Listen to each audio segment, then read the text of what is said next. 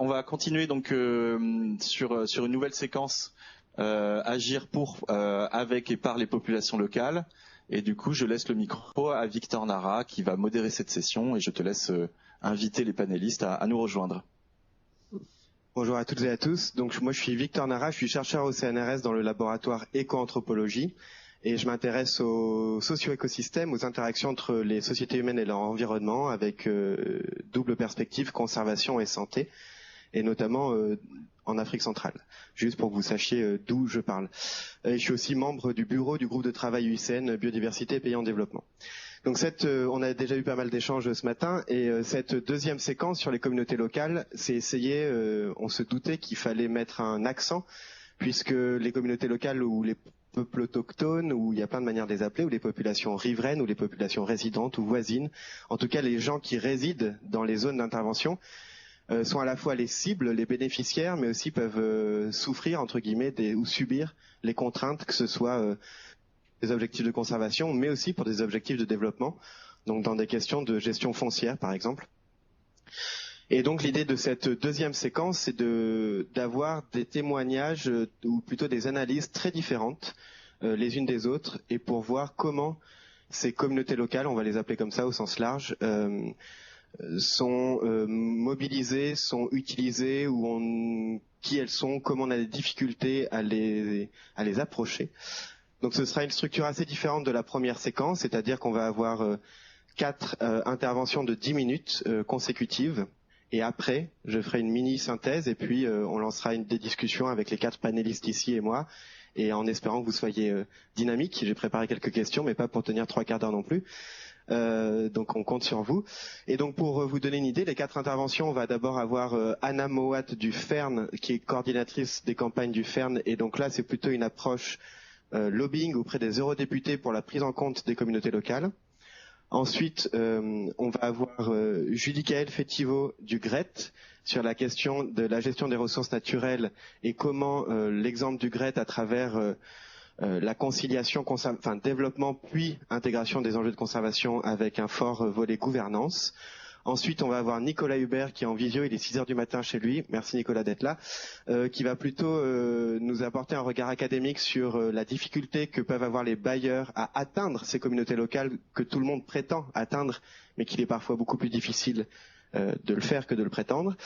Et enfin, Jean-Christophe Bokikan-Gawolo, qui est le président de l'ONG congolaise Mboumontour, qui mène à la fois des projets de conservation communautaire et de développement local en République démocratique du Congo, pour avoir un regard du terrain mené par des communautés locales et avec les réussites ou les échecs sur ces liens avec les bailleurs. Voilà, donc je vais d'abord donner la parole à Anna, qui aura 10 minutes à peu près, ça peut être moins, et on prendra les questions qu'à la fin pour éviter les questions trop ciblées. D'accord. Bonjour. Merci beaucoup pour l'invitation. C'est une question qui est vraiment omniprésente à Fern, et donc j'ai été vraiment super contente d'être invitée. Donc merci beaucoup, et merci beaucoup aussi pour les interventions qui nous ont précédées, qui ont été aussi fort intéressantes. Donc déjà Fern, combien de personnes connaissent Fern déjà? Ok, super, il y en a 20%. On est une association avec un petit logo, hein, on ne met pas en avant. Donc Fern, c'est une association basée à Bruxelles. Notre mission, c'est de peser sur les lois européennes pour faire en sorte à ce qu'ils ont un impact moins nuisant sur les forêts et les peuples forestiers. Donc on a aussi des antennes à Paris, on a une antenne aussi en Angleterre et aussi aux Pays-Bas. Mais c'est les plus petites antennes. On est vraiment basé à Bruxelles. Ça fait 27 ans qu'on existe, 28 ans maintenant qu'on existe. On est une vingtaine de personnes. Et à Bruxelles, il n'y a pas beaucoup de forêts. Donc forcément, cette question des adverbes par, pour ou avec, c'est une question qui est vraiment énorme pour nous, parce que forcément, les personnes et les forêts, surtout les personnes qu'on essaie de protéger, ne sont pas à Bruxelles.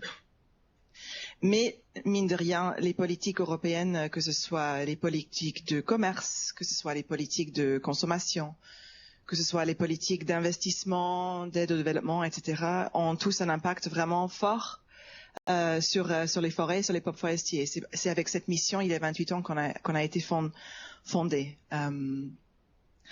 Et donc voilà, donc du coup on est très loin des forêts, on est très loin des peuples forestiers et on assume ça. On a vraiment fait exprès de faire en sorte à ce qu'on n'a pas des antennes fermes à Kinshasa, des antennes fermes à Brasilia. On a vraiment assumé ce choix de créer des partenariats de longue durée, de respect mutuel avec des partenaires locaux, qui sont souvent des ONG de plaidoyer national, et que nous, on reste à Bruxelles et qu'on est des Européens et qu'on connaisse très bien les politiques européennes et tout le monde autour des politiques européennes. Et c'est important aussi pour ceux qui sont dans l'AFD, au ministère ici, qui connaissent bien leurs institutions. C'est des mondes énormes qui se regardent beaucoup eux-mêmes et souvent c'est des institutions qui sont eux-mêmes très bruyants avec avec leurs propres objectifs politiques, avec des agendas politiques, avec des agendas qui sont aussi mis en avant ou qui sont dirigés aussi par les politiques nationales, par les volontés des citoyens nationaux.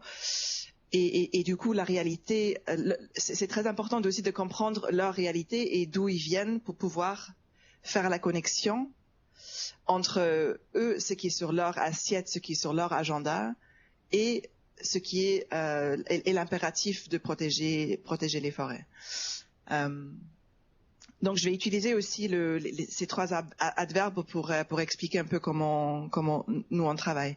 Donc, on est à Bruxelles, on connaît très bien le monde des politiques européennes, et on est en lien avec des partenaires locaux qui observent des impacts ça peut être un impact d'un accord de commerce, par exemple l'accord de commerce Mercosur, qui a des impacts sur les agriculteurs au Brésil, ou bien sur la forêt amazonienne.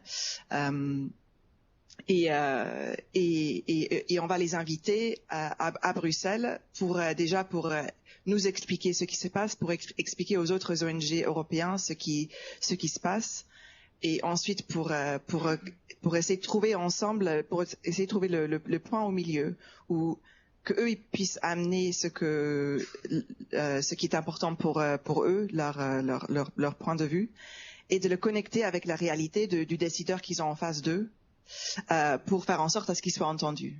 C'est pas pour manipuler, c'est pour s'assurer à ce que le temps de travail qu'ils ont fait, le trajet qu'ils ont fait, et le temps de travail qu'ils ont mobilisé pour essayer de faire comprendre leur problématique est réellement utile. Parce que le nombre de fois où on est interpellé pour organiser, accueillir un groupe de peuples autochtones qui viennent à Paris ou à Bruxelles, qui ont des choses à dire qui sont très importantes parce qu'ils constatent des impacts des entreprises ou bien des politiques européens. Et le nombre de fois où on a des réunions fructueuses, et après ça tombe à rien parce qu'on n'a pas pu vraiment faire le lien entre ce qui est l'agenda politique européen et avec leur réalité. Du coup, finalement, c'est un exercice qui ne porte pas vraiment ses fruits. Donc la magie se passe quand on peut apporter toute la connaissance de notre milieu et on peut le connecter avec ce que veulent transmettre nos partenaires, et qu'on trouve la façon de les connecter et de le rendre politiquement entendable par les gens en face de nous. Donc 100% pour, c'est pas possible. J'espère que personne fait ça. Donc on ne peut jamais agir pour quelqu'un. On peut le faire de façon stratégique. Si par exemple on est en face, je sais pas, une banque ou une instance qui réagirait mieux à des têtes blanches comme la mienne, ça peut être stratégique. Donc on peut faire ce choix ensemble, que c'est stratégique d'agir pour, mais c'est derrière les scènes, c'est toujours avec. Par d'agir politiquement par exemple, un groupe de peuples autochtones. Donc là, récemment, on a accueilli APIB, donc c'est les représentants de peuples autochtones au Brésil, à Bruxelles, et ils font énormément de plaidoyer eux-mêmes, donc d'eux-mêmes. Donc, c'est génial, et ça peut aussi être ultra stratégique. Mais ça peut aussi être le gros bordel si on n'a pas travaillé en avance. Et ça peut aussi être très difficile. J'ai assisté à des réunions humiliantes avec, par exemple, les représentants de commerce à Bruxelles, qui ont vraiment humilié nos partenaires et qui sont partis outrés de la façon dont ils ont été parlés. Donc c'est génial, mais il y a aussi des questions à soulever. Et avec, c'est aussi formidable, mais ça nécessite vraiment des moyens, le temps le temps pour créer de la confiance. Parce que pour vraiment pouvoir avancer ensemble, c'est important de prendre le temps pour créer la confiance, pour qu'ils se sentent pas utilisés et pour que on a l'impression aussi que notre temps est bien utilisé aussi. Voilà, je vais juste terminer avec une petite anecdote. J'ai été à New York quand j'ai commencé à prendre cette position de coordinatrice de campagne. Ça fait 10 ans que je suis à faire, mais 6 ans que je suis coordinatrice, et j'étais invitée à New York par la Fondation Ford, qui bosse beaucoup avec les peuples autochtones, qui a joué un rôle majeur dans la création d'un réseau qui s'appelle l'Alliance globale des communautés territoriales. Et avant, ils s'appelaient les gardiens des forêts, Guardians of the Forest, et ils cherchaient toujours, donc c'est des représentants, d'ailleurs, ça c'est une écharpe qui m'a été donnée par Ruka Sombolinghi, donc qui est la secrétaire générale d'Aman, qui fait partie de la GATC, the General Alliance for Territorial Communities. Et à l'époque, ils cherchaient à faire le lien entre leurs demandes de reconnaissance de leurs droits, l'accès à la finance directe, etc. Ils essaient de faire le lien entre leurs demandes et les instances internationales. Ils avaient choisi à cette époque-là la CNUC. Donc, ils faisaient des tours dans tous les COP du monde pour se faire entendre. Et ils avaient eu celui de Paris, et ils avaient eu l'impression qu'ils n'avaient pas été entendus, ils n'avaient pas été comprises, que ça servait à rien. Et donc du coup, les financements pour ces tours ont été donnés par Fondation Ford, et Kevin, donc de la Fondation Ford, avait fait une petite mini intervention, mais qui m'est restée depuis ce moment-là. Il organisait des groupes de discussion.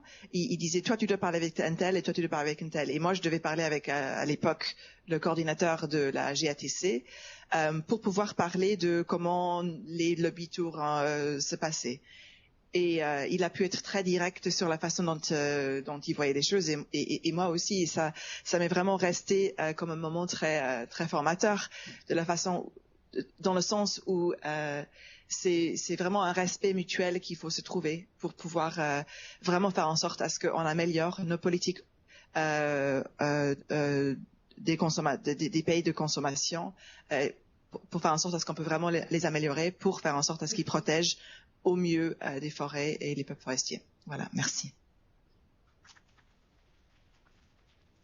Merci beaucoup, Anna. Donc voilà, pour ceux qui connaissaient pas Ferme, c'est quand même très intéressant aussi de savoir qu'il y a du lobbying au niveau européen. Ensuite, on va accueillir Judicaël Fetivo. Donc Judicaël Fetivo, il est chargé de programme, responsable des programmes de gestion des ressources naturelles au GRET.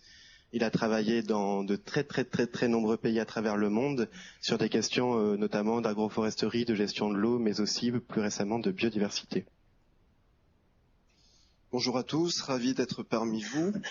Donc peut-être situer très rapidement le GRET, puisque un certain nombre d'entre vous connaissent peut-être cette structure, mais on n'est pas identifié du tout dans le milieu de la conservation comme un opérateur de conservation. Pourtant, on travaille sur cette thématique de la biodiversité déjà depuis plus d'une dizaine d'années. Voilà, on est une ONG de solidarité internationale. J'ai pas tous les chiffres en tête, mais il doit y avoir 650 collègues. On a des représentations permanentes dans 13 pays là aujourd'hui. Et on a un chiffre d'affaires d'environ 45 millions d'euros, donc ce qui nous situe dans on n'est pas une grosse structure, mais disons que ça nous met dans une situation, on va dire, on a un échelon intermédiaire dans les flux de financement de l'aide publique. J'aurai peut-être l'occasion de le réévoquer. Donc, on est face à une demande aussi de traiter des volumes de projets de plus en plus conséquents. Et donc, dans la question agir par, pour, avec, ça a effectivement un impact, ne serait-ce que aussi en termes de modèle économique de ce type de structure. Donc moi je vais peut-être revenir un peu sur finalement comment nous au GRET on a introduit ce sujet biodiversité. Hein. À la base, le GRET ça travaillait sur les technologies appropriées, c'était des transferts de technologies, on rédigeait des fiches pour le ministère de la coopération. Finalement, le GRET, pour X raisons, est devenu et notamment économique, est devenu un opérateur de projet. Il intervient aujourd'hui sur un très large spectre d'ODD, exception peut-être de l'éducation formelle et de la santé non communautaire. Donc, sur le domaine du développement, moi, quand je suis rentré au GRET il y a maintenant une dizaine d'années, on commençait à se poser la question, quid des enjeux climatiques, quid de la biodiversité, enfin bref, les 3 conventions de Rio, comment on intègre ces 3 objectifs. À l'époque, un certain nombre de collègues se disaient, est-ce qu'on le fait pas déjà d'une certaine manière? Mais on s'en rend pas compte. Donc on a commencé à avoir une réflexion en interne, essayer de développer des grilles, et effectivement un certain nombre de gens ont réagi comme ça. Et bon, c'est vrai qu'on a des collègues qui travaillent sur l'agroécologie depuis depuis une quinzaine d'années. Donc ils ont travaillé sur ce champ, mais ils le faisaient pas effectivement pour des motifs de préservation de la biodiversité ou de lutte contre le changement climatique. Donc leur est tombé dessus le 4 pour 1000 ou 4 pour leur est tombé dessus toute une série effectivement de concepts. Mais c'était pas leur finalité première. Leur finalité, travailler sur l'agroécologie, c'était l'autonomie de l'agriculture familiale. C'était des pratiques respectueuses des sols, mais pas forcément en lien avec des conventions globales. Et c'était ça qui les intéressait initialement. Nous, quand le programme gestion des ressources naturelles s'est constitué, hein, donc il y a notamment un collègue, Christian Castellanet, qui a dialogué aussi avec un certain nombre de gens de l'AFD. Il y avait un groupe national forêt tropicale. Il y a eu toute une série de réflexions justement sur ces enjeux conciliés, conservation et développement. De la production, des évaluations, de la recherche, des évaluations, et puis finalement on est devenu opérateur de terrain. Ça s'est fait comment? D'une part, ce sont des ONG internationales de conservation qui sont venues nous chercher, ou qu'un bailleur nous a proposé que nous nous rapprochions. Comme ça, on a coopéré avec Conservation Internationale au Brésil, on a coopéré avec WCS à Madagascar. Et je prends ces 2 cas-là parce que ce sont peut-être les plus anciens et les plus emblématiques, finalement, d'une relation qui était vécue de 2 côtés, on va dire, comme une forme de sous-traitance. Vous êtes des spécialistes sur les filières, faites-nous des filières durables en périphérie de l'aire protégée. Période, ça s'arrête là. Et nous, on leur a dit, attendez, travailler sur la gouvernance, sur ces terroirs, c'est travailler sur la gouvernance des ressources naturelles. Donc finalement, quels sont les dispositifs de gouvernance que vous avez mis en place? Ils nous ont dit, le projet est phasé, il y a un certain temps qui est disponible pour mettre en place ces structures de gouvernance locale. Je ne vais pas m'étendre là-dessus, mais on sait qu'en général, on identifie des gens qui effectivement ont un poids politique, mais ça ne répond pas nécessairement, en tout cas ce n'est pas fait au terme d'un processus qui permet véritablement d'embarquer les personnes qui nous intéressent, hein, c'est-à-dire agir pour. On n'a pas forcément tous ces gens qui sont là, on va avoir une série de notables et ainsi de suite. Donc on est venu nous chercher là-dessus, on a travaillé avec d'autres types d'ONG qui nous ont demandé des stratégies de développement territorial en périphérie des aires protégées, dont acte. On a travaillé dessus. Puis un jour on a travaillé avec des opérateurs publics aussi, en Mauritanie, le parc national du Dioling. Et puis là au Vietnam aujourd'hui, Phuong, et pour développer des services écotouristiques, Mais là, la relation est plus intéressante. Mais je reviens à mon histoire qui est que finalement, on s'est dit pourquoi pas essayer nous-mêmes d'initier un projet de création d'aires protégées. Ça s'est fait au travers d'un financement qui s'était fait FEM, GISC, COI. Ça ciblait effectivement la gestion intégrée des zones côtières. On a mis en place une plateforme locale qui s'appelle la PKDISM, arrimée dans chacun des Fukuntan de l'île.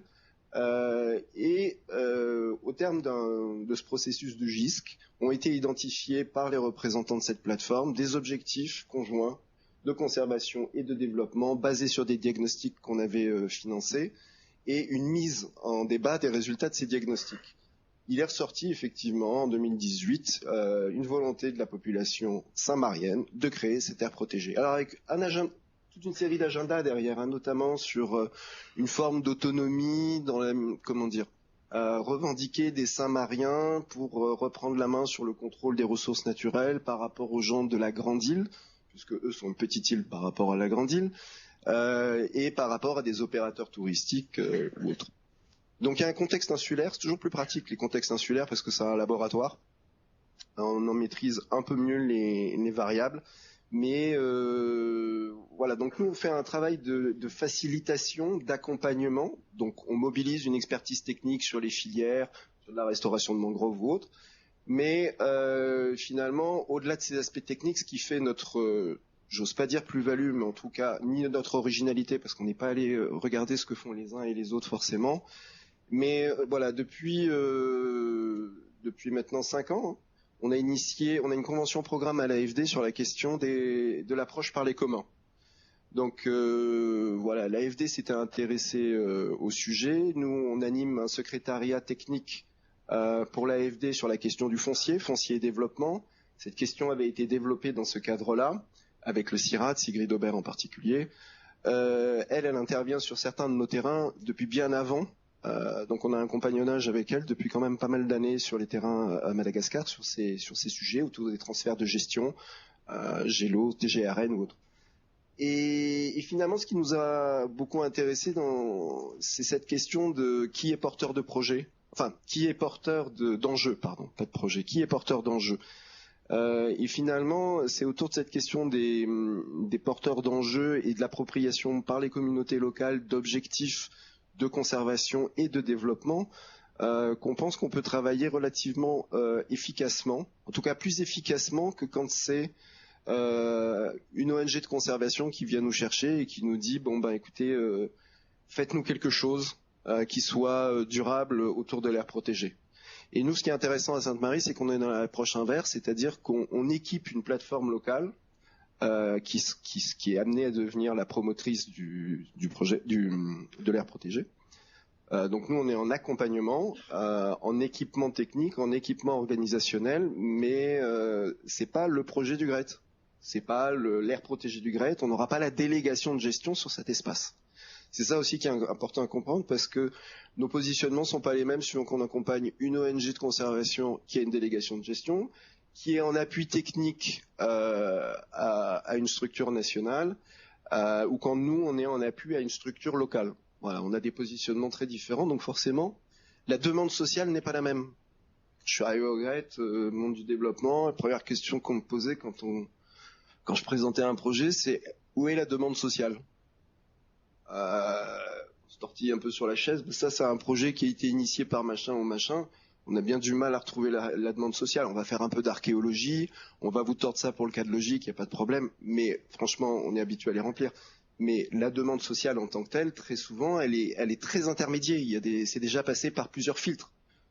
Et voilà, donc nous, ce qui était intéressant sur ce laboratoire, c'était d'avoir une demande sociale un peu brute. Et nous, donc voilà comment on s'équipe un petit peu là-dessus. Voilà. Donc la biodiversité, finalement, est-ce qu'on travaille dessus uniquement autour des aires protégées ? Non, on s'est donné quand même une mission d'évangélisation en interne de nos collègues, qui est que, au-delà des enjeux de transition écologique, le GRET en tant que structure a diminué ses impacts. Il y a aussi toute une réflexion sur la trajectoire de développement dans laquelle on inscrit nos projets, qui soient dans le domaine de l'agriculture, de l'eau, de l'assainissement, de la microfinance ou du développement urbain avec de l'agriculture urbaine. Je sais plus si ça avait été évoqué le sujet à un moment. Donc il y a effectivement tout ce travail-là, et je terminerai peut-être sur la question de la démonstration.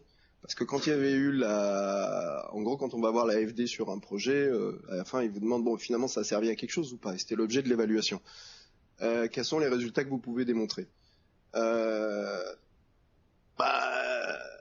On a nos indicateurs de suivi-évaluation, on a délivré tant de trucs, les gens se sont impliqués à tel niveau, mais finalement, qu'est-ce qu'on démontre? On démontre juste qu'on a à peu près suivi la feuille de route contractuellement définie, mais est-ce qu'on a véritablement des impacts? Bon, ouais, on en reparle dans 5 ans si on revient. Donc, c'est l'intérêt des phases 2. Bon, même des fois sur les phases 2, finalement, le projet a sa propre histoire et on s'aperçoit qu'on a oublié de regarder certaines choses dès le départ.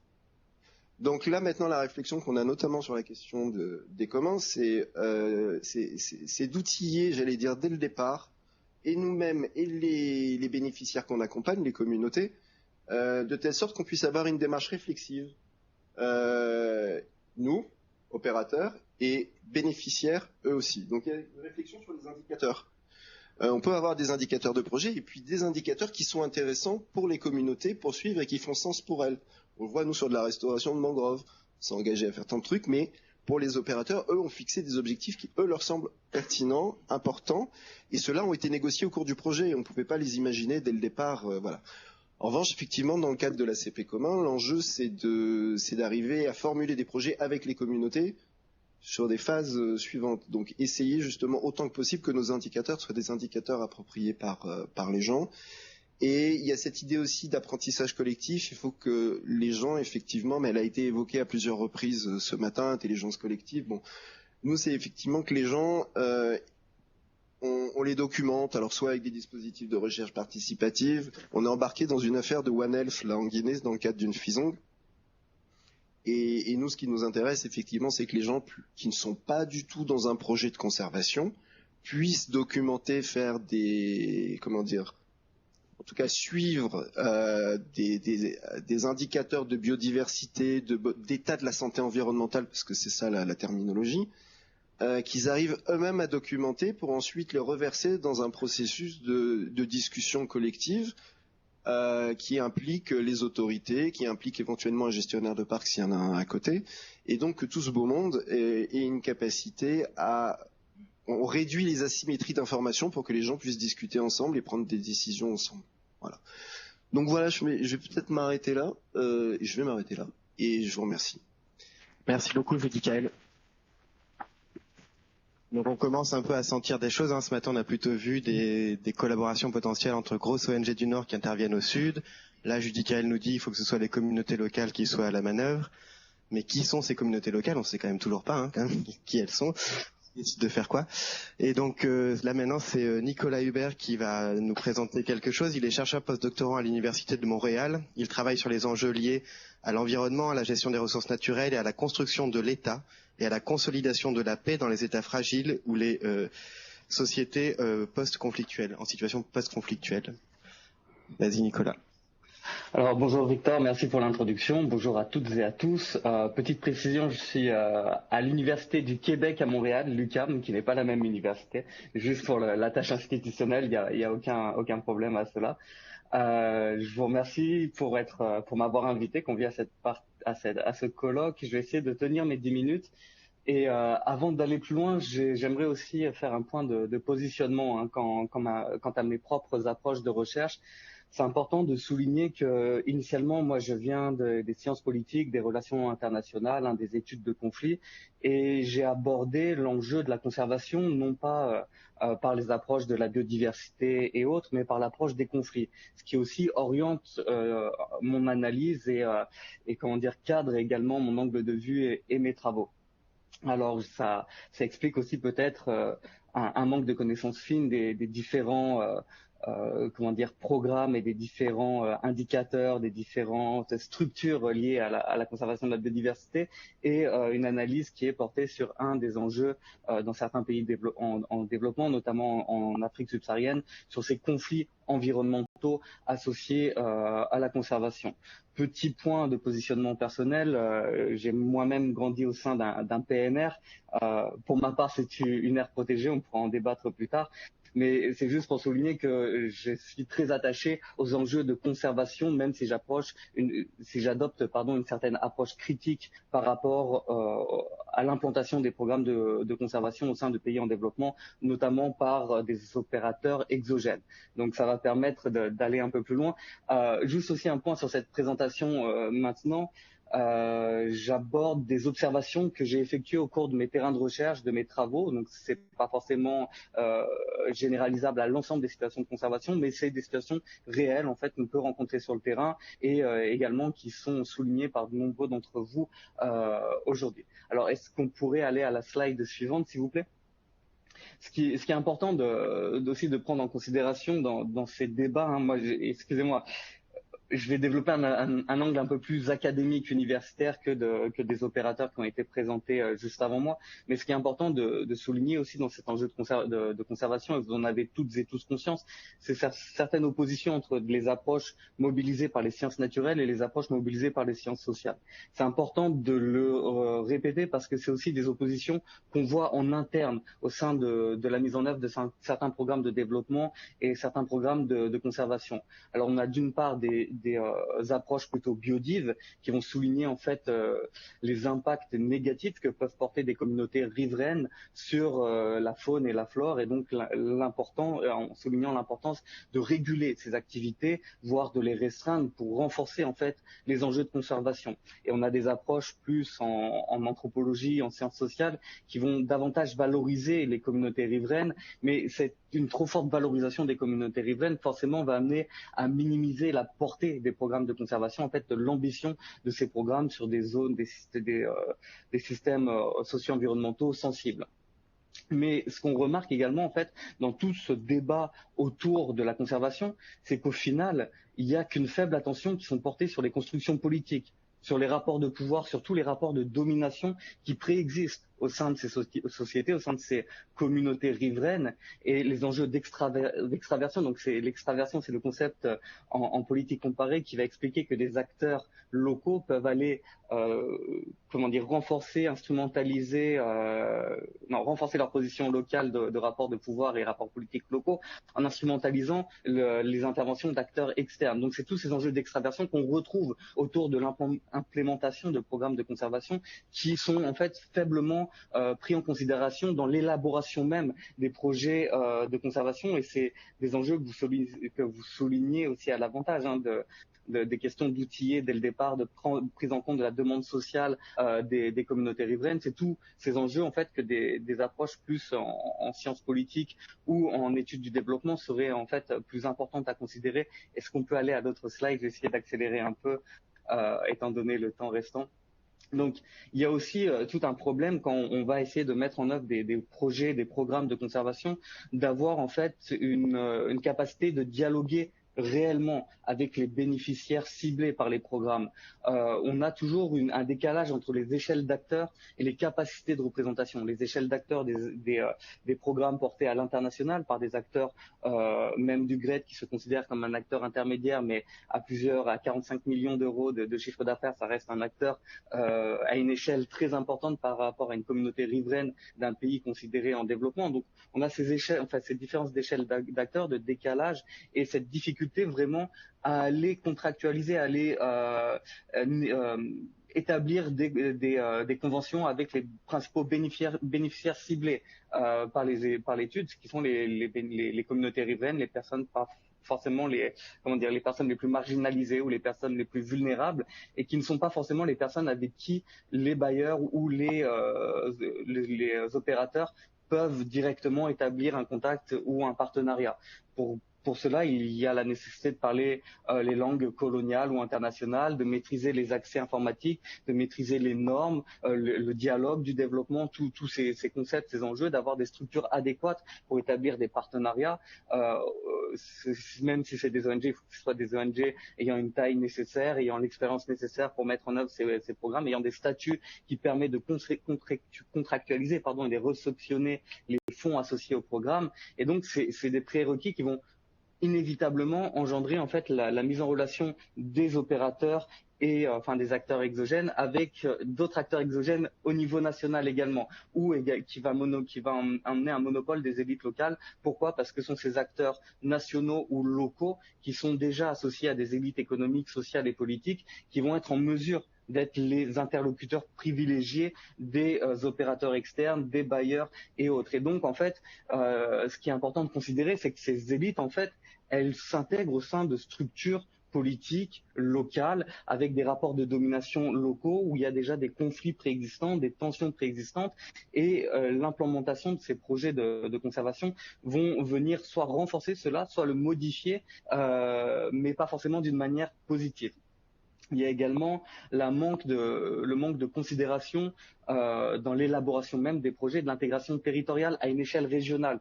Et ça a été souligné pendant la première séquence, que ça soit sur les effets redistributifs, comment redistribuer l'argent, qui en bénéficie vraiment, ou même l'intégration directe au territoire. Et là, peut-être qu'on va pouvoir ressouligner l'importance des PNR qui peuvent faire un maillage territorial très pertinent et très intéressant pour ces projets. Mais dans les pays en développement, et notamment en Afrique subsaharienne, ce qu'on observe, c'est la plupart du temps sont soit des parcs nationaux ou plus des conservancies, mais qui amènent à une exclusion de l'accès aux ressources environnementales ou une rupture avec les pratiques socio-environnementales endogènes. Et dans l'implémentation en fait de ces nouvelles aires de conservation des aires, la gestion des aires préexistantes, on n'a qu'une faible considération pour la préexistence d'autres projets de développement au sein de ces territoires, que ce soit des aires naturelles protégées, des réserves de chasse, mais également d'autres enjeux de développement, que ce soit des projets extractifs, alors de foresterie ou de ressources minières, ou même des projets d'agriculture ou d'élevage intensif, et qui peuvent parfois être en contradiction profonde avec le projet de conservation qui peut venir renforcer les enjeux de pression foncière et de manque d'accès aux ressources. Et pourquoi c'est important? Parce que des fois, on observe en fait la superposition de ces projets. Ça peut être l'existence de mines extractives industrielles à la lisière même d'une aire protégée ou à quelques kilomètres. C'est le cas, par exemple, de la mine de Bungu à proximité du parc d'Arly, ou l'exploitation intensive d'agriculture. Je reviens d'un terrain au Bénin où on observe dans le nord Bénin, parfois à la lisière même des aires naturelles protégées, l'exploitation intensive du coton avec des intrants, avec des pesticides, et à la lisière même, on voit ces deux activités qui se superposent, ce qui va amener à répandre, à contaminer les sols, les eaux, et donc à affecter la biodiversité, et surtout à engendrer une certaine incompréhension des communautés riveraines qui se voient avec des restrictions d'accès à leur environnement, qui considèrent leur territoire, leur environnement, mais qui sont privés de cet accès, et avec juste à proximité des activités en fait qui sont pleine contradiction avec ces projets-là et qui viennent renforcer la pression foncière, et ce qui vient renforcer en fait le manque d'appropriation de ces enjeux de conservation, et ce qui vient renforcer les conflits environnementaux. Et cela s'inscrit spécifiquement parfois dans des enjeux de marginalisation en fait des principaux bénéficiaires, donc les populations les plus vulnérables ou les plus pauvres qui sont en périphérie des aires protégées, et qui normalement sont considérés par beaucoup de programmes de compensation, de programmes de réinsertion, de réintégration territoriale, mais en fait ces programmes ne sont jamais en fait à la hauteur des attentes des populations, de la demande sociale, ce qui était précisé juste avant, mais également ce qui était précisé au sein de la première séquence, c'est au niveau des enjeux économiques associés à ces aires naturelles protégées. En fait, il y a beaucoup d'argent qui est mis sur la table, et il y a des bénéfices potentiels, notamment quand on parle du tourisme de conservation, des opérateurs exogènes qui vont mettre ça en œuvre avec des effets redistributifs théoriques, mais qui arrivent en fait que d'une manière très marginale aux populations qui en ont le plus besoin et qui initialement sont dépendantes de l'accès aux ressources naturelles pour leurs activités, que ce soit leur sécurité alimentaire ou leurs activités économiques. Et donc ces populations les plus vulnérables vont être doublement pénalisées par l'implémentation de certains espaces de conservation en ayant une perte de revenus, une diminution de leur qualité de vie, mais également en fait un renforcement des rapports de domination préexistants au sein des structures sociopolitiques des communautés riveraines. Et donc c'est des enjeux qui viennent accroître parfois le ressentiment et le manque d'appropriation des communautés riveraines, qui va générer, ce qui peut générer, hein, c'est pas des situations systématiques, ce qui peut générer des conflits environnementaux qui vont, in fine, impacter négativement les programmes de conservation, voire accentuer la pression anthropique sur les ressources naturelles et donc la destruction des écosystèmes qui initialement a été visée par le programme. Est-ce qu'on peut... C'est ça.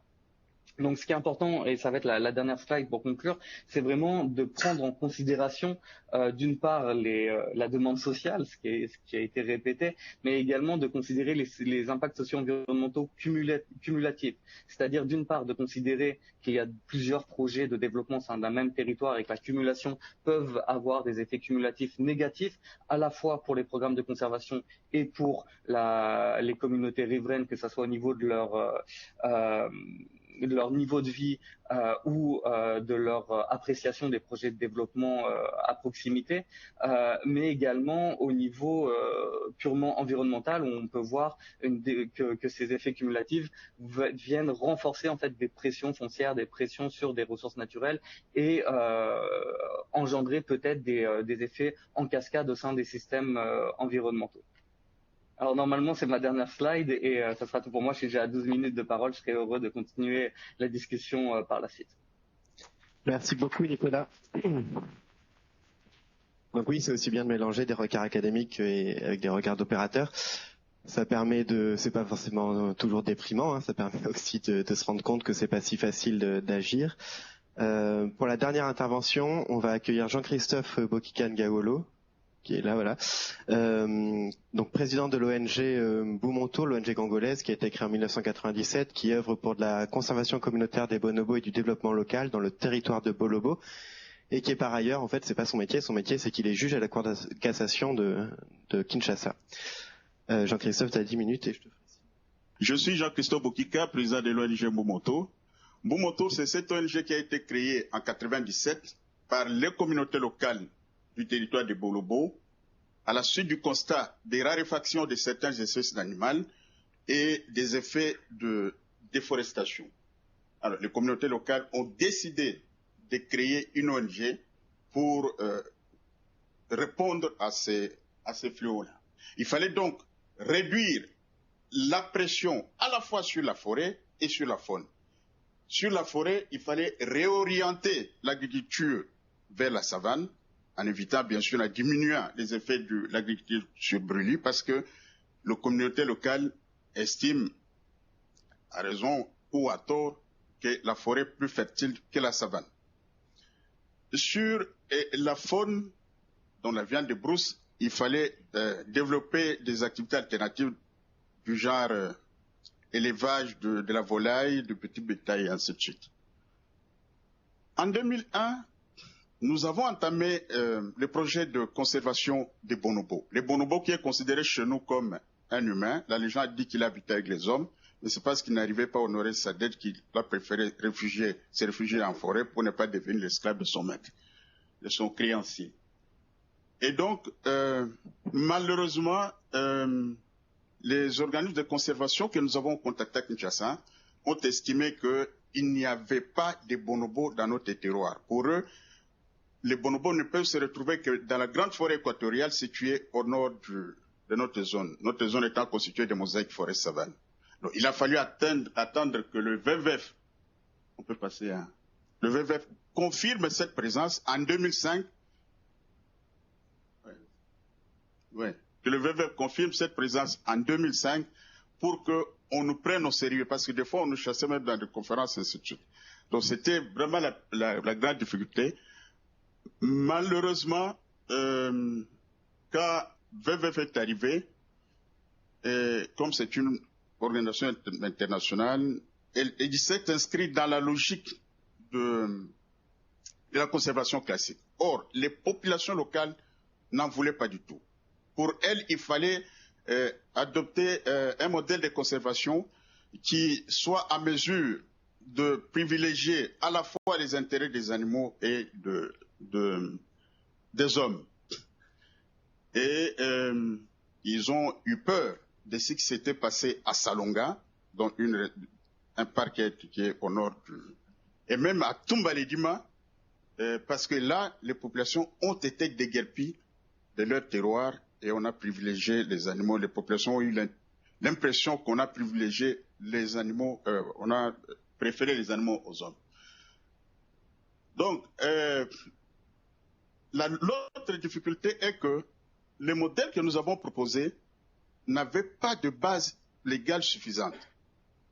Et c'était difficile pour nous de faire admettre ce modèle-là. C'est pour cela que les communautés ont dit qu'il faut qu'on fasse nous-mêmes le zonage participatif en délimitant les espaces réservés à la conservation et ceux réservés à l'agriculture, ainsi de suite. C'est en 2010 que le zonage participatif a été fait avec l'appui de PPI et en 2011, parce que dans la loi congolaise, la seule possibilité qui était reconnue à l'époque, c'est l'article 22 qui, lui, donnait la possibilité aux communautés locales de réserver une partie de leur forêt à l'usage de leur choix. Et nous avons choisi la conservation. Heureusement... Est-ce que je peux t'inviter à aller sur scène, ce sera plus facile pour la vidéo. Comme ça. Voilà. Ok. Bon. Heureusement pour nous, voilà. Heureusement pour nous, l'État congolais a compris la démarche et nous pouvons, modestie mise à part, dire que nous avons été les pionniers de la conservation communautaire en RDC. Et l'État congolais a pris des décrets, parce que l'article 22 prévoyait le décret du Premier ministre et l'arrêté du ministre de l'Environnement. Et c'est ça qui a été fait. Et quand ces deux textes ont été promulgués, nous avons introduit notre dossier et nous avons pu sécuriser 50 000 hectares. Aujourd'hui, voilà. Non, on peut pas. Oui. Et voilà. Donc, nous faisons de la sensibilisation parce que nous estimons qu'un projet de conservation qui n'associe pas les communautés locales est voué à l'échec. Et vous voyez même, à droite là, nous avons même pu créer un groupe folklorique, ça s'appelle Bonobo Folk, qui fait passer les messages de la conservation. Il y a développement également des activités socio-économiques. Là, vous avez l'agriculture en savane. Je parlais d'agriculture en savane. Heureusement que M. Lionel est là, qui nous a financé le développement de l'agriculture en savane, notamment la bouture de manioc. Et nous avons pu quand même vulgariser cette bouture qui résiste à la mosaïque, une maladie qui frappe Vous avez les touristes, parce que nous développons l'écotourisme et la recherche scientifique. Victor, c'est notre premier partenaire. Nous sommes avec Victor depuis 2008. Et en bas, vous avez également les activités liées à l'écotourisme, notamment l'artisanat, et ainsi de suite. On peut passer à... Voilà.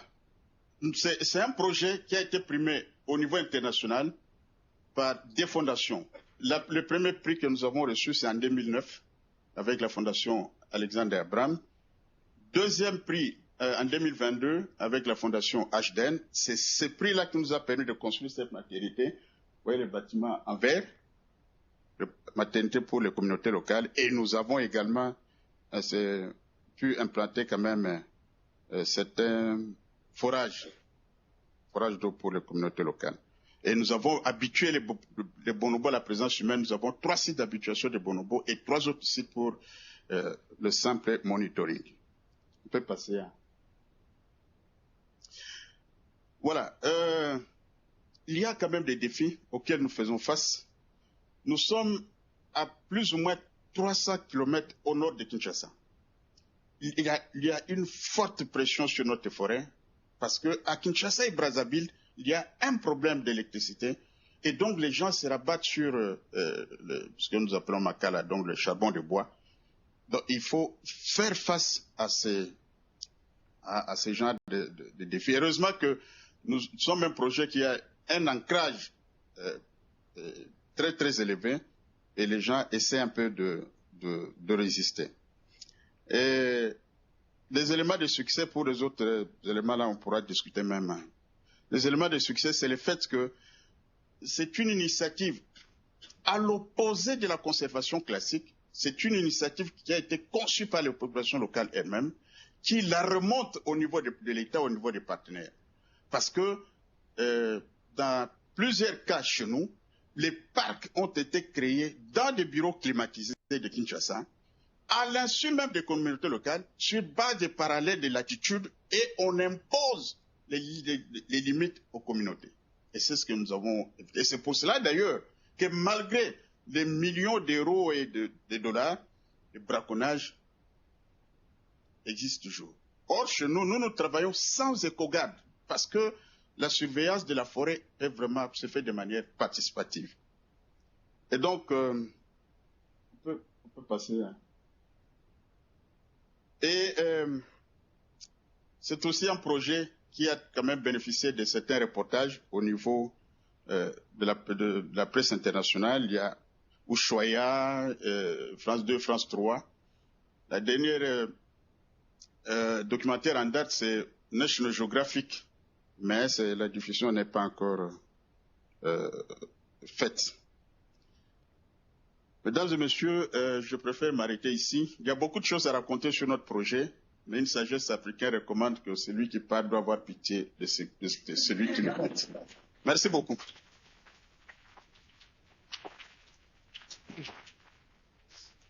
Merci beaucoup Jean-Christophe. Je vais inviter donc les 4 panélistes, comme on dit, à venir sur scène. On va commencer à discuter. Je vais d'abord vous faire un petit résumé de ce que moi je retiens de ces 4 interventions. D'abord avec Anna sur le fait qu'il faut faire de la médiation, de la traduction même on pourrait dire, entre les eurodéputés et les enjeux pour les communautés locales. Donc là c'est à l'échelle européenne. Le FERN permet de faire de la traduction pour être sûr que les eurodéputés comprennent bien ces enjeux-là, tout en sachant qu'en fait ils les comprennent pas très bien, mais de faire le mieux possible. Judy Kael qui nous a bien montré une initiative du GRED de se dire on peut en fait au lieu de faire prestation de services pour des grosses ONG de conservation, il faut qu'on leur parle de gouvernance, et c'est là où on a commencé à parler de gouvernance. On en a très peu parlé ce matin je pense, et la gouvernance est un point central de cette séquence. Donc le GRED, cet exemple nous permet de voir comment, un cas concret, comment ils essayent. Et puis dans notre entretien préalable, Judy Kael disait, nous on travaille pas avec des communautés locales parce qu'on ne sait pas ce que c'est, on utilise c'est ça que tu disais je crois, des unités politico-administratives existantes pour s'affranchir de l'idée de communauté locale. Donc voilà avec l'exemple qu'il a proposé. Nicolas, lui, nous permet un peu de se questionner quand même sur comment atteindre ces bénéficiaires, ces cibles, qui sont les personnes qui vivent là, et comment essayer de prendre en compte les conflits existants, ou en tout cas les relations de pouvoir, les relations politiques, comment en mettant en place des projets, on va favoriser certains types d'acteurs et pas d'autres, même si on met en place des concertations multi-acteurs, même si on met en place tout ça, il y aura forcément quand même ces enjeux-là. Et puis Jean-Christophe qui nous montre, vu du terrain, un projet alors qui est probablement pas forcément réplicable facilement, mais qui est un bon exemple permettant un cas d'étude anecdotique, mais qui permet de penser de manière plus générale comment on peut renverser les enjeux de conservation et de développement. C'est plutôt une ONG de développement au départ, qui fait ensuite la conservation du bonobo pour atteindre des objectifs de développement par les communautés locales. Et ce qu'il n'a pas dit là dans ses diapos, mais il y avait dans ses diapos un moment, au début il y a le diktat des bailleurs de fonds. Voilà. Et ça, c'était hyper important parce que je me permets de le souligner, Jean-Christophe, c'est qu'au début de Mboumontour, ils ont mis 15 ans à avoir des financements. De 97 à 2010, à peu près, ils ont eu 0 financement.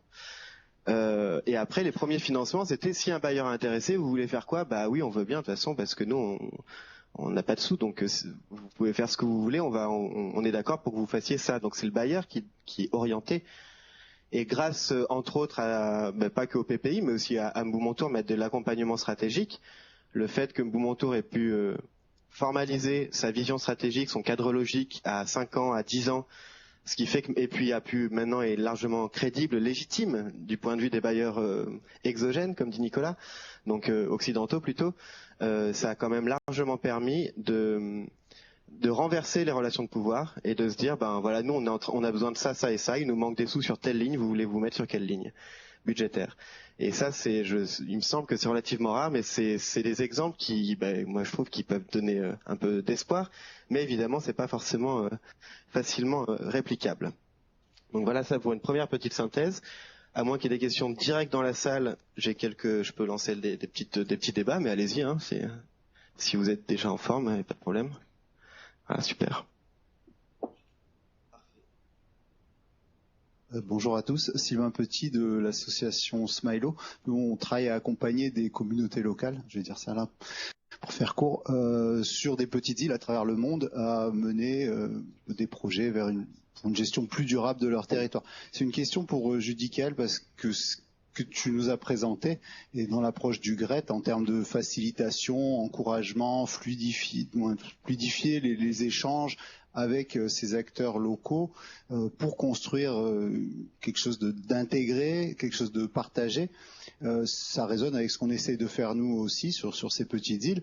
Et ma question, c'est de savoir quels sont les leviers que vous actionnez pour ne pas devenir une partie prenante, pour qu'il y ait une pérennisation. C'est une question à $1 million sans doute, mais ou plus. Mais voilà, j'aimerais t'entendre là-dessus. C'est des questions qu'on se pose nous, voilà, aujourd'hui dans le développement de l'association.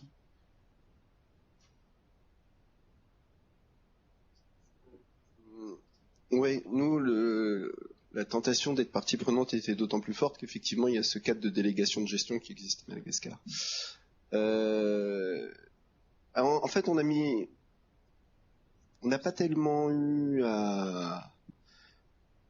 Alors, cette plateforme qu'on a mis en place, très rapidement, en fait, son succès tient au fait que les gens qui ont investi la plateforme l'ont utilisée pour interpeller les autorités.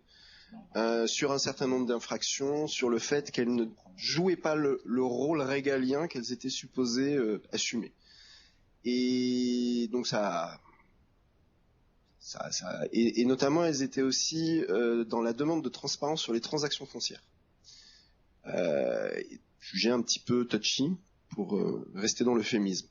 Et donc ça nous a mis nous-mêmes dans une position parfois un peu difficile puisque cette plateforme nous demandait de faire du plaidoyer sur ces sujets-là, donc de nous investir en tant que acteurs militants de la société civile, ce qui n'était pas notre mandat initial. Donc on était un peu tiraillés même au sein de l'équipe entre des gens qui sont eux-mêmes des Saint-Mariens, des locaux et qui sont à fond derrière cette idée-là.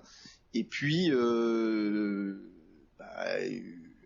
équipe, le GRET, un contrat avec des bailleurs, enfin voilà. Donc comment on arrive à faire effectivement donc nous on les a aiguillés vers des acteurs nationaux qui effectivement font du plaidoyer sur les questions foncières pour que ce soit eux qui prennent le relais, que ce soit pas le GRET qui soit dans cette situation. Et l'autre élément peut-être en complément là-dessus, c'est que on nous a demandé aussi de cravacher pour aller le plus rapidement possible vers la reconnaissance de l'aire protégée. Et nous, on a élaboré, en concertation avec eux, un programme où on prenait le temps aussi de la discussion, de la mise en débat et tout ça. Et ça aussi, ça a provoqué un petit peu des tensions parce que, voilà, eux avaient quand on parle de faire avec, par et pour eux, on était à leur service. Mais nous, effectivement, on était dans cette tension où on avait vendu, entre guillemets, à des bailleurs un programme d'activité avec sa propre cohérence, ses propres garde-fous, et ainsi de suite. Et une des difficultés qu'on a eues, c'est par exemple sur la question de l'inclusivité, le rapport au secteur privé. C'était pas toujours évident parce qu'effectivement, même notre équipe n'était pas forcément d'un enthousiasme forcené à aller chercher le secteur privé avec les dents, à l'amener autour de la table, et pouvant glisser vers des positions, s'ils sont pas venus à l'invitation, on va pas aller les chercher, hein. Et donc on avance sans eux puisqu'ils ne sont pas venus. Or, nous, effectivement, il y a une logique qu'au final, l'ensemble des parties prenantes ait pu s'exprimer, qu'on ait pu aller que les intentions des uns et des autres, les intérêts des uns et des autres soient explicites. De la même façon que nous, on essaie d'être explicite sur nos hypothèses implicites, qui sont bien souvent implicites quand on écrit le projet, quoi. On se dit, ça va se passer comme ça. Mais on n'assume pas souvent de dire que ça va se passer comme ça. Voilà, donc ça, c'était un peu la difficulté qu'on avait, c'est que nos collègues ne sont pas des gens désincarnés. Ce sont des gens qui travaillent eux-mêmes dans le milieu, qui ont leur propre lecture des choses. Bien sûr. Moi, j'aimerais bien entendre la réponse de Jean-Christophe à ce sujet.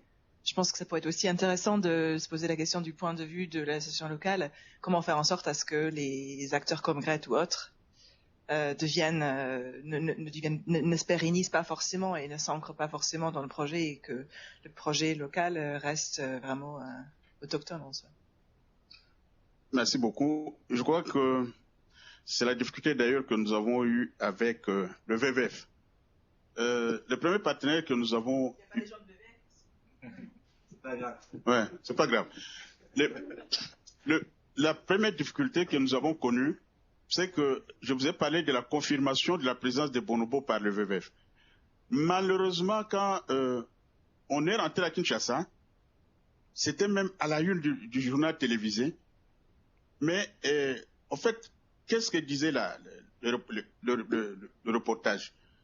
Des chercheurs VVF ont découvert d'importantes familles de bonobos dans le territoire de Bolobo. Point. Sans dire que c'était sur invitation de Momoto. Parce que nous avons commencé le projet en 2001, VVF est arrivé en 2005, juste pour nous aider à confirmer la présence de bonobos. Mais ça n'a pas été le cas. Donc, lorsque, par exemple, le bailleur veut prendre la place de l'ONG locale, c'est là où les choses ne marchent pas. Je pense que l'ONG, le bailleur doit faire en sorte qu'il puisse disparaître petit à petit.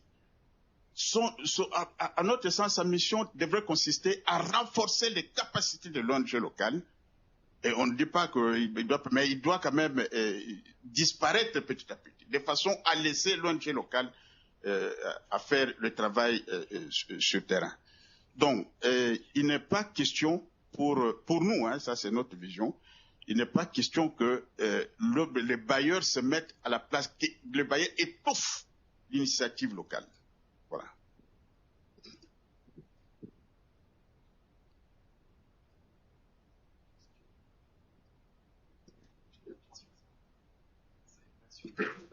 On peut en prendre deux ou trois si vous voulez, et puis après ce serait bien d'essayer de faire du lien aussi entre... Allez-y. Bonjour, Blandine Mélis. J'ai travaillé pendant 20 ans en Afrique de l'Ouest au sein d'organisations nationales ou d'institutions étatiques et dans le domaine de la conservation de la biodiversité. Aujourd'hui, ce n'est pas vraiment une question, mais c'est plutôt un commentaire. On a parlé ce matin du fait que depuis le début de la conservation, et Julien Callas en a reparlé, soit on mettait la conservation en premier comme élément prioritaire, soit le développement, vice-versa. Et aujourd'hui, on est développement au profit de la conservation. Comment ça se passe sur le terrain? Finalement, les bailleurs donc proposent d'une certaine manière, au travers des appels à projets, de mettre en avant aujourd'hui le développement économique en premier. Et ce sont bien souvent les ONG locales qui font le lien avec les populations, puisque ce n'est pas les populations qui répondent directement aux appels d'offres.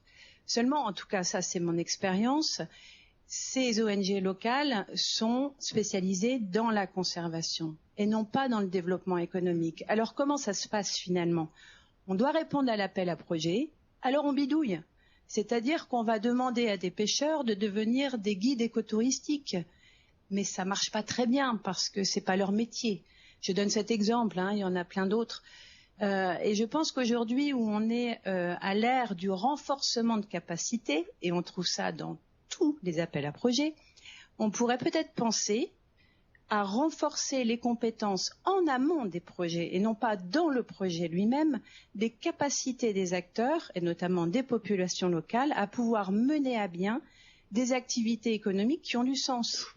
Et ça manque cruellement. Et vice-versa, probablement que pour les projets, et on en a parlé ce matin avec d'autres projets, qui sont plus des projets à consonance développement économique, on devrait renforcer leurs compétences en conservation. Voilà, c'était juste un commentaire, mais je l'observe depuis quand même une bonne vingtaine d'années. Et donc, on bidouille en fonction du thème prioritaire proposé par les bailleurs. Voilà. C'est donc le diktat des bailleurs, comme disait Jean-Christophe. Bien, merci, bonjour, je suis Vincent Leblanc, chargé de recherche en ethnologie et anthropologie à l'IRD. Je travaille sur des conflits environnementaux en Afrique de l'Ouest. Et je voulais rebondir un petit peu sur cette session, contribuer en rebondissant un petit peu sur le titre. Quand on dit agir pour, avec, par les populations locales, je suppose qu'on a tous en tête pour la conservation.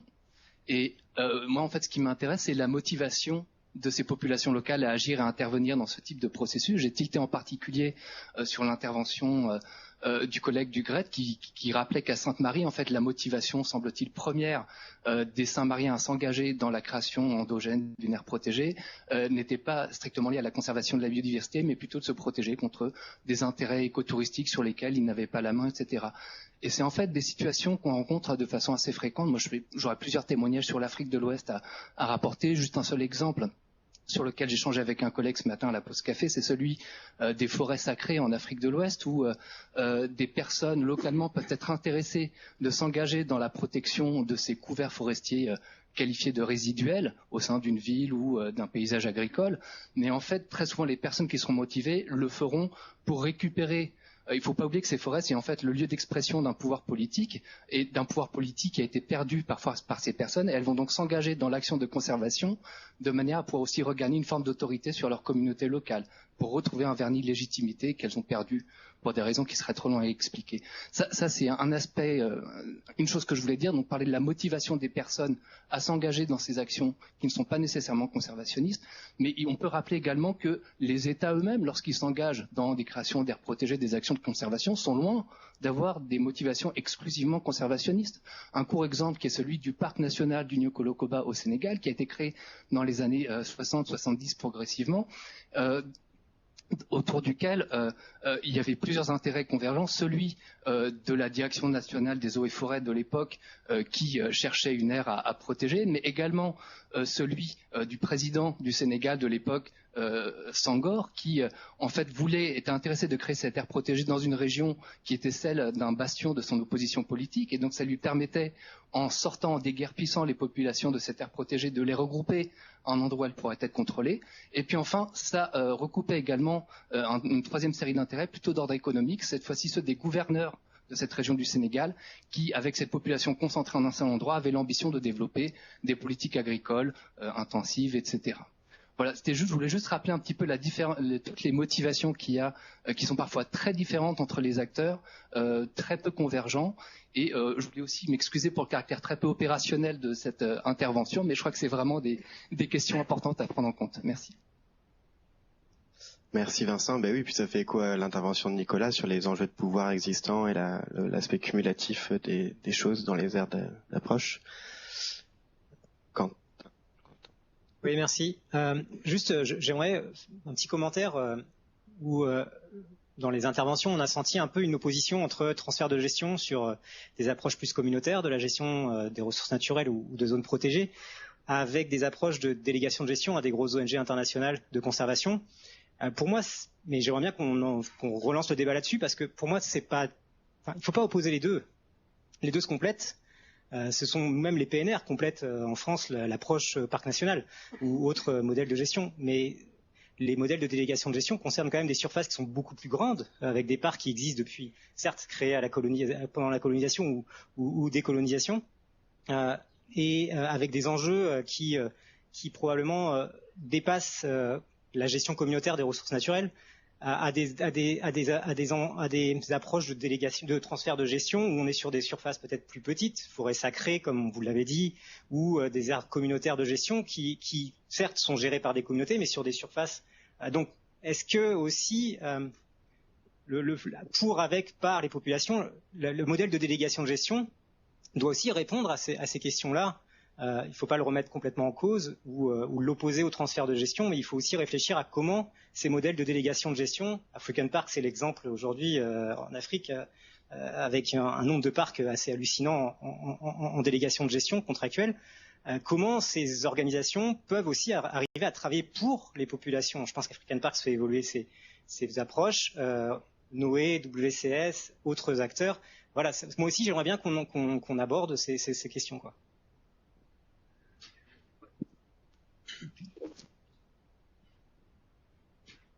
Je crois que le problème à mon niveau, c'est en amont, le problème réside plutôt en amont de la création des aires protégées. Le problème se pose à ce niveau-là.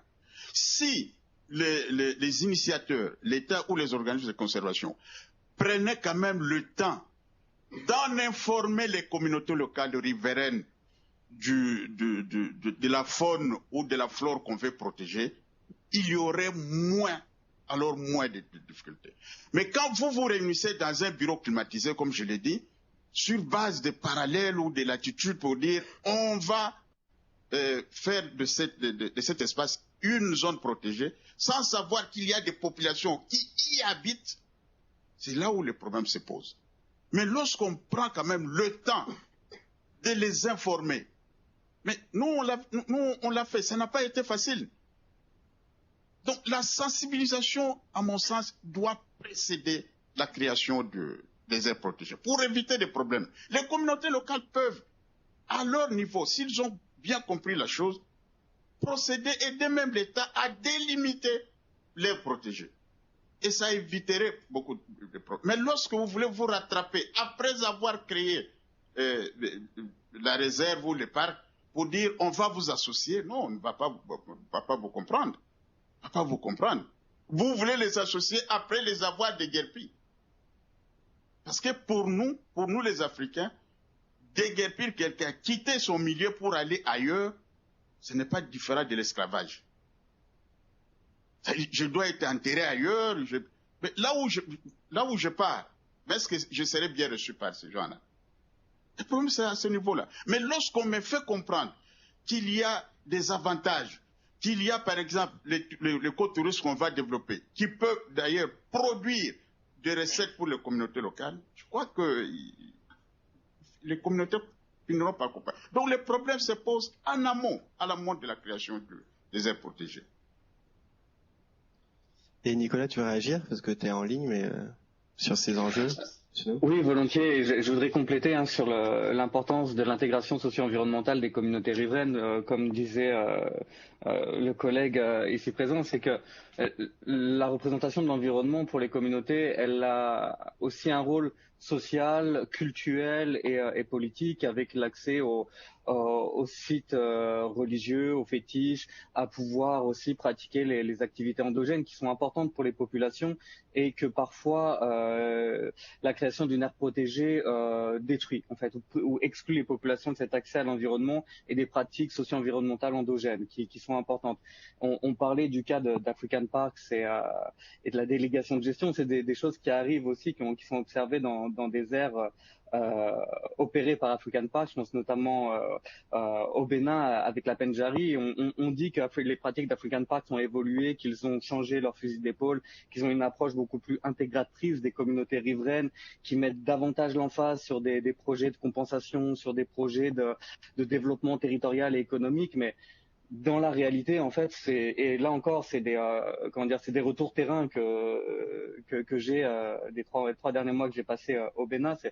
C'est que les populations riveraines, elles sont pas toutes concernées par ces enjeux d'alternatives économiques et il n'y a pas l'espace nécessaire pour cela et on a toujours des enjeux politiques et économiques nationaux d'acteurs exogènes aux communautés riveraines qui sont mis en avant, notamment dans le cas d'African Parks, ou même s'il y a une délégation de gestion, en fait, on voit que la plupart du temps, ce sont des élites politiques et économiques nationales qui vont s'investir dans le projet.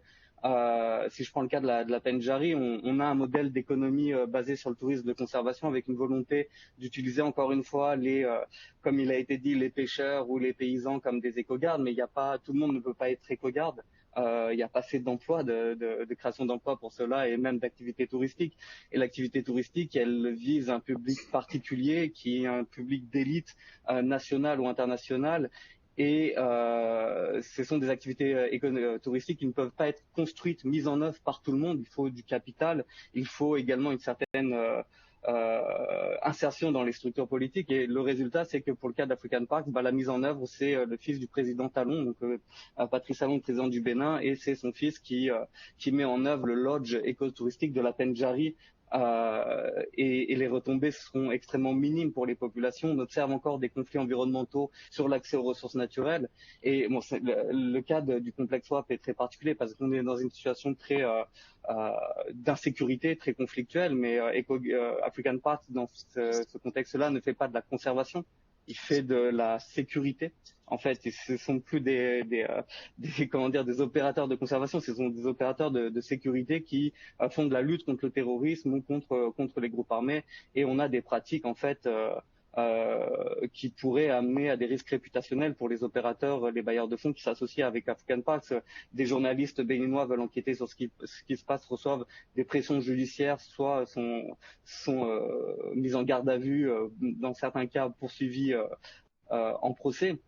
Et on a des rangers ou des éco-gardes affiliés à African Parks qui commettent des exactions en dehors de tout cadre judiciaire également. Et encore une fois, ils le font encore malgré le changement de pratique d'African Parks. Donc, il faut vraiment aussi être prudent avec cette délégation à des opérateurs externes et savoir vraiment ce qui se passe sur le terrain. Ce n'est pas forcément ce qui est communiqué par African Parks directement ou au sein des plaquettes de communication. Ouais. Juste une réponse de Julie Cahen. Ouais, non, alors bon, autour d'African Parks, il y a le cas un peu particulier de des enjeux sécuritaires aujourd'hui dans des États qui n'ont absolument pas les moyens des politiques de conservation qu'ils entendent mettre en œuvre. On est dans des ventres mous sécuritaires, donc effectivement, l'enjeu c'est numéro 1, identifier notamment. Bon, je fais un tour effectivement dans la Garamba. Il y a la Centrafrique à côté. Autour du W, on a toute la zone sahélienne là qui est dans une situation de plus en plus où l'enjeu ça devient celui de la cohésion territoriale et de la gestion des infiltrations djihadistes. Donc finalement le mandat qui est donné, enfin j'interprète, mais le mandat qui est donné finalement à African Parks par l'Union européenne ou par d'autres bailleurs, c'est effectivement d'abord une demande de sécurité des personnes, voilà. Donc après African Parks, je pense pas que ce soit, enfin de ce que j'ai compris, leur métier de base c'est de la logistique, c'est de la patrouille, c'est toute une série de métiers fondamentaux qui ne sont pas les métiers fondamentaux, enfin tout ce qui est développement, tout ce qui est filière, c'est progressivement qu'un certain nombre d'ONG de conservation ont intégré ces métiers. Donc certaines font le choix d'internaliser les choses, d'autres font le choix d'identifier des partenaires avec lesquels elles vont sous-traiter ces activités. Mais je pense que leur cœur de métier restera toujours ça, quoi.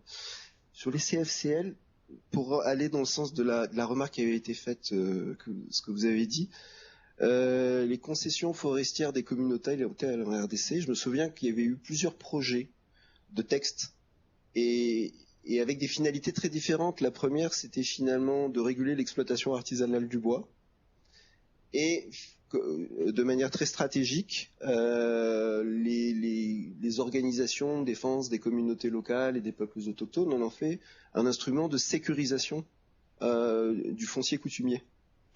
Voilà, en permettant de sécuriser tout ou partie de 50 000 hectares. Donc voilà, c'est aussi intéressant à voir comment finalement une politique publique qui ciblait la régulation de l'exploitation artisanale du bois est devenue un objet de sécurisation du foncier, intégrant des enjeux de conservation, mais à la rigueur, c'était pas la finalité première. Voilà. Et nous, on s'appuie là-dessus finalement aussi. On s'inscrit dans des cadres qui n'ont pas forcément des finalités de conservation, mais pour un objet qui peut avoir qui peut être la conservation. On peut donner la parole à Nicolas. On n'aura pas un peu le temps après de rééchanger. On peut reprendre l'échange après. Je voulais juste donner la parole à Gilles Cletz, qui nous fait le plaisir de nous rejoindre, donc directeur exécutif des solutions de développement durable et qui doit repartir rapidement, peut-être alors soit réagir sur cet échange si tu as suivi au début, soit peut-être nous dire un mot sur comment l'AFD concilie développement des populations et biodiversité, qui est la thématique centrale, et comment améliorer les synergies entre les acteurs. Si tu as un commentaire, voilà. Merci Nicolas pour cette intervention casse-gueule. Avec plaisir. Je vois que vous êtes au cœur des débats. Simplement déjà un petit mot pour vous remercier toutes et toutes de contribuer activement à ce débat, à l'heure où on a décidé de protéger un tiers de la planète, à l'heure où on sait que la conservation est toujours un moteur de conflictualité dans les territoires dans lesquels il s'inscrit. Il faut absolument débattre et résoudre et avancer sur la façon de conjuguer les droits et les pratiques locales, le développement et les transformations des territoires et la conservation de la biodiversité, quels que soient les outils que l'on utilise, par des approches spatiales ou des approches filières ou des approches espèces, etc. Donc ça, cette conflictualité, de toute façon, elle est là. L'histoire des aires protégées sur l'ensemble de la planète, c'est une histoire de négociation, une histoire de tension, une histoire de compromis, et parfois une histoire de conflits ouverts. Pour preuve, vous prenez l'histoire du parc de la Vanoise. Ça fait 60 ans que les limites du parc sont remises en cause. Systématiquement par des élus locaux. Voilà. Donc finalement, il y a des choses un petit peu de nature, comment dire, similaires entre les exactions qui peuvent être commises à l'encontre de populations locales autour d'aires protégées sur le continent africain, les conflits sur l'accès à des ressources en eau autour par exemple d'un certain nombre de protections de bassins versants dans les Andes, ou ce qui se passe dans les vallées de la Vanoise en France. C'est évidemment la négociation du meilleur compromis qui fait le respect à tout le monde. Voilà. Donc vous êtes au cœur d'un débat qui est absolument essentiel et majeur, qui concerne maintenant un tiers de la planète. Il se décline de façon différente en milieu marin. Là, on est plutôt tourné peut-être terrestre. Mais en tout cas, il est essentiel et il faut trouver des solutions. Il faut trouver des solutions qui soient d'abord favorables aux dynamiques humaines de développement et au patrimoine social, culturel, je dirais, sur place, et qui soient efficaces au niveau écologique et de la biodiversité. On est tous hyper convaincus que ces compromis sont possibles. On est tous aussi convaincus que, hélas, les outils de conservation de la protection donnent prise à des comportements qui peuvent être violents, qui peuvent ne pas être dans ce bon compromis, etc. Et donc tout l'enjeu est des enjeux de gouvernance, des enjeux de dialogue, des enjeux d'écoute et des enjeux de co-construction, à partir de modèles un peu one size fits all, des aires protégées, etc., de co-construction des bonnes solutions localement. Et voilà, la solution dans le Kivu ou des zones à très très forte conflictualité militaire, sociale, géostratégique, faire vivre une aire protégée là-dedans pour qu'elle réussisse à préserver des gorilles et à la fois à faire du développement local, ça va pas être les mêmes solutions que en zone sahélienne, ça va pas être les mêmes solutions évidemment que dans des contextes de pays à capacité institutionnelle forte comme les pays émergents ou les pays développés comme en Europe. Voilà. Donc en tout cas, moi mon discours c'est que il faut évidemment renforcer les capacités d'encadrement, d'investissement public pour créer ces plateformes de négociation, des plateformes de co-construction des bonnes solutions de conservation de la nature à l'échelon des pays, à l'échelon des territoires.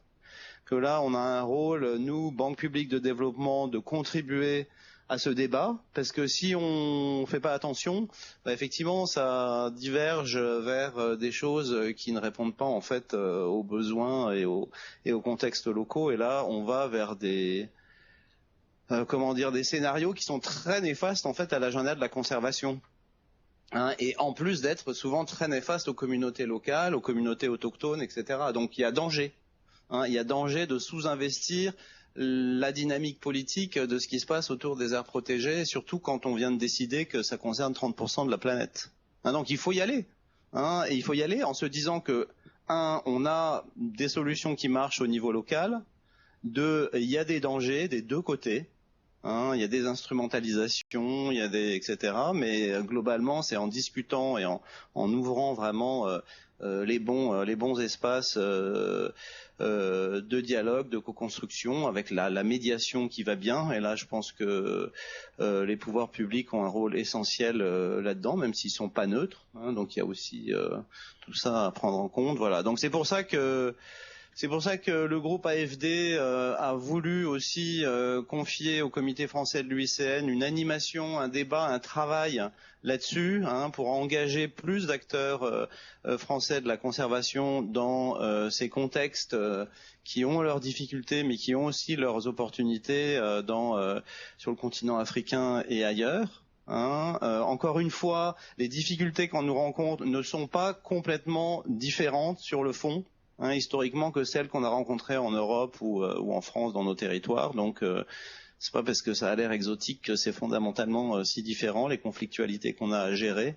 Hein, et donc on est extrêmement content que l'équipe du comité français ait pu au fil des 2 dernières années réunir des moments où on a ces débats et in fine non seulement encourager les acteurs de la conservation française à se projeter aussi, à projeter leur intelligence, leur capacité sur le terrain, mais aussi scientifique, et de plaidoyer à l'extérieur avec les collègues et les partenaires africains ou latinos ou du continent asiatique pour construire des solutions intelligentes à ce projet de protéger 30% de la planète. Hein, en embarquant les populations, le développement, etc. Et puis là, in fine, peut-être d'aboutir à vous convaincre d'aller travailler plus sur ces terrains qui sont passionnants et qui ont besoin vraiment du savoir-faire de tout le monde. Merci. Merci. Donc oui, des spécificités locales partout, on sait peut-être comment faire, mais ça marche pas toujours. Hein. C'est tous les enjeux de la discussion d'aujourd'hui quand même. C'est comment le faire. On est tous convaincus qu'il faut le faire, mais on est en train de dire que c'est pas si simple. On était en discussion, si on peut finir juste ça, sur les CFCL, donc les concessions forestières des communautés locales. Pour ceux qui n'ont pas suivi, c'est un outil juridique nouveau de RDC. Et donc Jean-Christophe voulait répondre à Judicaël, qui expliquait que à l'origine c'était plutôt sur de l'exploitation forestière artisanale, c'est ça, hein, et que ça a été finalement réutilisé, réorienté vers la sécurisation foncière. Et je pense que Jean-Christophe, tu voulais réagir là-dessus. Je voulais tout simplement préciser que à mon sens, l'État congolais n'a aucune chance de créer d'atteindre le 30% en procédant par la création des parcs au sens classique du terme. Et je crois que le législateur congolais a bien compris l'enjeu. C'est pour cela qu'il donne priorité aux communautés locales de créer des CFCL. À mon sens, la République démocratique du Congo atteindra le 30% grâce au système de CFCL. Parce qu'il n'y a aucune communauté aujourd'hui qui acceptera qu'un parc soit créé dans sa zone suivant les modalités classiques. Mais lorsque, par exemple, on prend soin d'associer les communautés locales, c'est elles-mêmes qui aujourd'hui, sur les demandes de CFCL, plus de 80% sont consacrés à la conservation. C'est-à-dire que les communautés locales ne sont pas des ennemis. Les communautés locales veulent jouer un rôle clé dans la conservation. L'État et les organes de conservation doivent en tenir compte. Ce ne sont pas des ennemis de la conservation, bien au contraire. Voilà. Et donc ça répond un peu à Gaëtan, disons en quelque sorte que du point de vue de Jean-Christophe, en RDC c'est plus la multiplicité de 50 000 hectares qui permettra d'atteindre les 30% que 3 gros parcs. Alors si je peux compléter quand même, il y a Gaspard Van Ham qui est là, qui était en Master 2 avec moi et Nadia Belaïdi et Richard Dumez, et qui commence une thèse sur les enjeux des CFCL et de la gouvernance forestière en RDC. et qui a notamment montré, par exemple, que paradoxalement, un même outil juridique peut faire différentes choses, puisque 55 CFCL sur 150 sont portés par le WWF en RDC. Et donc comment cet outil qui au départ, et c'est comme ça que Mboumoto s'en sert, est fait pour avoir une gouvernance locale du foncier, pas que de la conservation, on peut faire de l'agriculture, plein d'autres choses, est détourné par les organes classiques et internationaux de conservation, sans forcément les critiquer ouvertement, mais en tout cas, c'est quand même, ça pose question qu'un tiers des CFCL congolaises au Congo soient portés par le WWF. C'est ça aussi la difficulté. Je crois qu'on risque de retomber dans la situation antérieure. Parce que les CFCL qui ont été créés par le WWF l'ont été dans un temps record. Je l'ai dit en connaissance de cause. Nous sommes avec le WWF sur le terrain. Nous en avons créé 6. Donc, de 2001 à 2017, nous en avons créé seulement 6. Parce que nous nous sommes concentrés sur la sensibilisation. Mais WWF en a créé 7 en l'espace de 3 mois. Vous comprenez? Il en a créé 7 en l'espace de 3 mois. Et dans certains villages, parce que lorsque le gouverneur a voulu en savoir plus, il a délégué une commission. Dans un village Ndwa, par exemple, je crois Gaspard est là, la commission arrive, pose la question aux communautés locales, et comment évolue votre CFCL? Nous, ici, on n'a même pas de forêt. Et pourtant, dans le rapport de WWF, il y a une forêt, une CFCL qui a été créée là-bas. Ils ont dit, ben, écoutez, un jour, on a vu la Jeep de WWF, ils sont arrivés, ils se sont entretenus avec les chefs du village, et puis ils sont partis. Donc, vous arrivez le même jour, vous faites le zonage participatif, vous créez une CFCL, et puis vous partez. Non, on a bâclé. Et dans certaines situations, si on n'avait pas fait attention, on a vu, parce que bon, les gens qui ont été chargés de faire le zonage participatif, ils arrivent dans un village, ils disent, mais votre concession va votre terrain va de tel... Ben, les gens qui sont de mauvaise foi ont englobé même la concession des terroirs voisins. Et ça a failli créer des problèmes. Heureusement que nous sommes intervenus parce que les communautés sont venues vers nous pour dire, mais qu'est-ce qui se passe? Nous, on n'a pas été associés.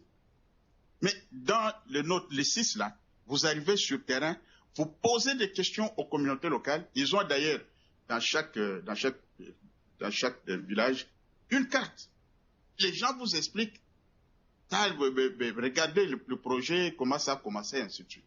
Nous avons même obtenu un financement du PNUD. Nous n'étions même pas là. Ils nous ont surpris.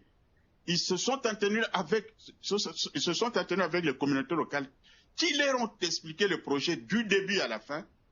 Et puis, 2 mois après, on nous a accordé le financement. Donc, c'est un projet qui a été, disons, débattu par les communautés locales elles-mêmes.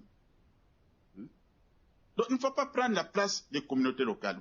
Bien sûr, au niveau des organisations internationales, parce qu'ils ont un agenda, ils doivent faire le rapport selon les résultats attendus du projet. Et c'est comme ça qu'on crée des CFCL de façon précipitée. Donc, ça, c'est pas correct. Merci. Je crois qu'il faut vraiment qu'on aille, voilà. Ouais, mais on pourra continuer à la pause déjeuner. N'hésitez pas. En tout cas, pour retenir un truc de cette séquence, moi, il me semble qu'il y a des enjeux d'échelle. Hein. Anna nous a dit au début la traduction auprès de l'Europe, et Jean-Christophe nous parle à la fin de la traduction entre les communautés locales et les bailleurs pour faire intermédiaire via Mboumoto. Et Judith Kael aussi nous parle de la plateforme là pour des questions de traduction et de comment on agit à différentes échelles et essayer que les différents acteurs se comprennent, et ce qui est pas si simple, même s'ils en ont tous envie, mais en fait ça marche pas toujours. Merci à toutes et à tous.